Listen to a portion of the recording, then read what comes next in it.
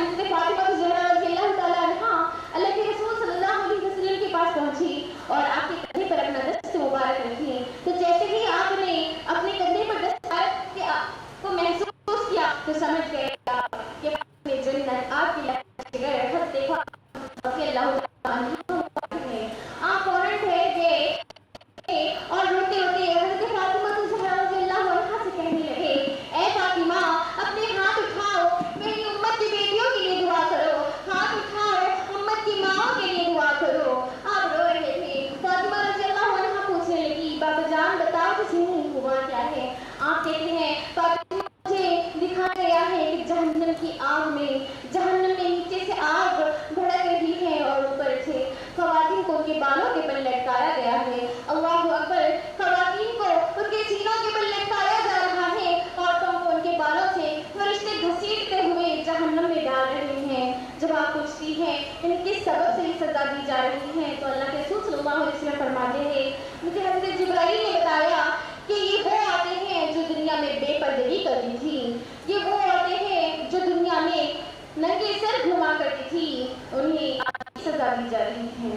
عزیز سامنے گرامی تھوڑا سا اپنا جائزہ لے, غور کرے کہ جب اللہ کے رسول صلی اللہ علیہ وسلم اپنی بیٹی سے ہمارے لیے دعا کروا رہے تھے, دعا کروائے آپ ہمارے لیے کہ ہم جہنم کی آگ سے محفوظ رہیں, پھر کیوں آج ہم اسی جہنم کا ذریعہ بن رہے ہیں, اسی جہنم کے راستے کو آسان کر رہے ہیں.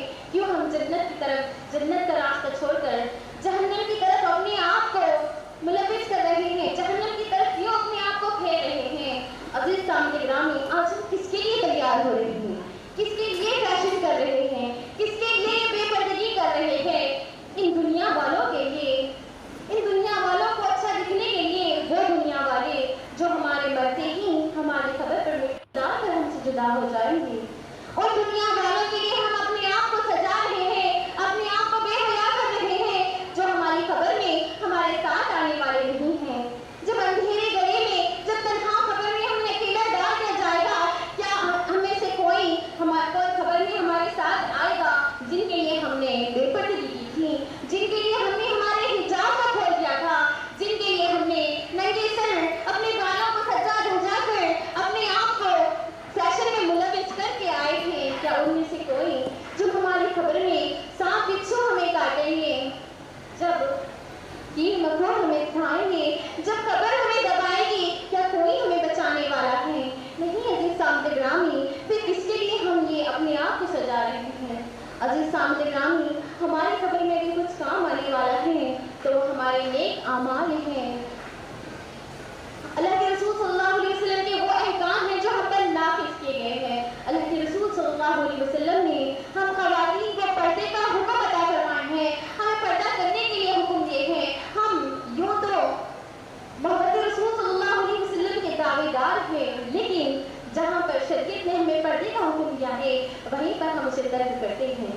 ہم شادی خانوں پر تو چھوڑ دیں, ہم اس جلسے کا ہی اگر جائزہ لیں تو کتنی خواتین, کتنی لڑکیاں یہاں ایسی بیٹھی ہوئی ہے جن کے دوپٹے تو اوڑھی ہوئی ہے, لیکن دوپٹے اتنے چھوٹے ہیں کہ دوپٹے اوڑھنے کا مقصد ہی ختم ہو گیا ہے. عزیز سامنے گرامی ہمیں دوپٹہ اوڑھنے کا حکم کس لیے دیا گیا ہے کہ ہم اپنے سینوں کو چھپائے رکھے. عزیز سامنے گرامی اللہ تبارک و تعالیٰ نے عورت کو گھر سے باہر نکلتے وقت اپنے اوپر ایک چادر ڈال کر نکلنے کا حکم فرمایا ہے, اس طرح سے کہ کوئی بچنے والی چیز نہ پہنے جس سے مرد حضرات اس کی طرف راغب ہو جائے. گھر کے باہر تو باہر اللہ تبارک و تعالیٰ نے گھر کے اندر بھی محرم اور غیر محرم مردوں کے سامنے بھی فرق کرنے کا حکم عطا فرمایا ہے کہ محرم کے سامنے بھی جب آؤ تو اپنے گرہبانوں پر اپنے دوپٹے کا آنچل ڈالو. تو عزیز سامنے گرامی اللہ تبارک و تعالیٰ غیر محرم سے دور کی بات, محرم کے لیے بھی ہمیں پردے کا حکم فرما رہا ہے. محرم کے سامنے بھی اپنے گرہبانوں پر اپنے دوپٹے کا آنچل ڈال کر نکلنے کا حکم فرما رہا ہے. تو آج تو ہم دنیا کے تمام مرد حضرات کے سامنے اس قدر نکلتے ہیں گویا ان کے سامنے ہمارا کوئی پردہ نہیں ہے. عزیز سامنے گرامی آج ہم دنیا کے لیے زندگی گزار رہے ہیں. یہ دنیا فنا ہونے والی ہے, یہ دنیا ختم ہونے والی ہے, جس کو ہم جنت, دوزخ اور ہمارا ہمیشہ ہمیشہ کا گھر سمجھ رہے ہیں. لیکن عزیز سامعین گرامی، ہم یہ دنیا فنا ہونے والی ہے، ہمیں رب تعالیٰ کے حضور حاضر ہو کر ہمارے ہر ایک عمل کا حساب دینا ہوگا. گویا ہم نے زندگی کس قدر گزاری اس کا حساب ہمیں اللہ تبارک و تعالیٰ کو دینا ہے. تو کیا فائدہ ہے زندگی کا، کیا فائدہ ہے دنیا کا، جہاں پر ہم اللہ اور اس کے رسول کو ناراض کر کر زندگی گزار رہے ہیں. تو عزیز سامعین گرامی، ہم انشاءاللہ تعالیٰ ہماری زندگی پردے کے مطابق گزاریں گے. آج ہمارا برقعوں کا جائزہ لیں تو ہمارے برقعے اس قدر کم ہوا کرتے ہیں کہ اس سے ہمارا جسم نمایاں ہوتا ہے. آج دوپٹہ اتنا چھوٹا ہو گیا ہے کہ اسے اوڑھنا نہ اوڑھنا برابر ہو گیا ہے. جیسے ماسک پہننا ہی فیشن ہو چکا ہے. گویا ماسک کسی سبب سے پہننے کے لیے نکالا گیا تھا، لیکن آج ہمارے معاشرے میں اس کو فیشن بنا کر استعمال کیا جا رہا ہے. لڑکیاں فیس پیس کے نام پر ماسک کو اس قدر فیشن سے استعمال کر رہی ہیں، گویا پردے کا حکم ان پر نافذ نہیں ہوا ہے. عزیز سامعین گرامی، بس تھوڑا سا اپنا جائزہ لے لے، غور کریے کہ کیا فائدہ ہے یہ فیشن کا، کیا فائدہ ہے یہ دنیا والوں کو خوش کر کے، کیا فائدہ ہے یہ لوگوں کو خوش کر کے جو ہمارے جہنم کی آگ سے بچانے نہیں آئیں گے، جو ہماری خبر میں ہمارے ساتھ نہیں آئیں گے، جو ہمیں مرتے ہی ہمارے چہرے پر مٹی ڈال کر ہم سے رخصت ہو جائیں گے. پھر ایسے دنیا والوں کے ساتھ زندگی گزارنے کا کیا فائدہ ہے. عزیز سامعین گرامی، عورت کے حقوق جب تک پورے نہیں ہو سکتے جب تک کہ وہ پردے کو اپنے اوپر لازم نہ کر لے. پردے کی پابندی کرتے ہوئے اگر کوئی کام عورت کرتی ہے تو شریعت اس کے تمام حقوق کو پورا کرتا ہے، ورنہ ایسی عورت بیکار ہے.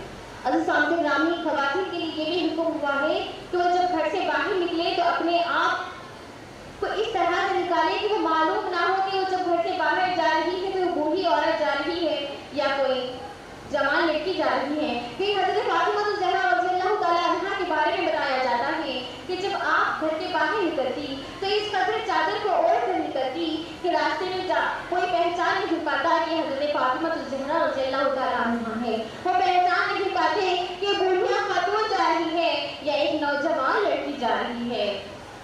اسی طرح ایک مرتبہ